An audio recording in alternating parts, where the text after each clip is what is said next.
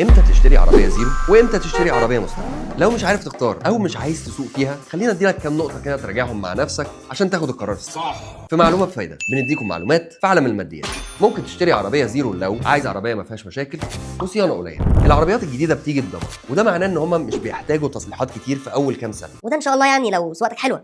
مهتم باحدث تكنولوجيا واعلى امان. العربيات الجديده فيها تكنولوجيا حديثه، يعني استهلاك وقود اقل وانظمه امان متطوره، والكاميرا بتاعت الركنه تحفه. وضعك المادي مستقر، لو تقدر تدفع الاقساط او المبلغ كاش بالكامل من غير ما تضغط على نفسك، يبقى العربيه الجديده خيار كويس. بس ممكن تشتري عربيه مستعمله لو ميزانيتك محدوده وعايز موديل كويس. تقدر تجيب عربيه مستعمله فئتها اعلى بدل ما تجيب عربيه زيرو فئتها اقل. مش فارق معاك انك تعمل صيانه كل فتره. العربيات المستعمله ممكن تحتاج شويه تصليحات، بس لو اخترت الموديل الصح مش هيكون في مشاكل كتيره. مش مهتم باحدث الكماليات، عربيه مستعمله من كام سنه ممكن تديك نفس الاداء والتجربه بسعر ارخص. ما عندكش مانع تدفع تامين وصيانه اعلى شويه. ممكن تامين العربيه المستعمله يكون اعلى شويه، بس هتوفر كتير في ثمنها الاساسي. فمن الاخر، ازاي اخد القرار؟ لو عايز راحه بال وضمان وتحتفظ بالعربيه فتره طويله، يبقى تشتري زيرو. ولو عايز توفر فلوس وتاخد قيمه مقابل سعر، يبقى تشتري مستعمل. العربيه مش استثمار بالمعنى التقليدي، ففكروا فيها كويس قبل ما تاخدوا الخطوه. ما تنسوش تعملوا سيف للفيديو ده، ولو عايزين تعرفوا معلومات اكتر عن ازاي تشتروا عربيه،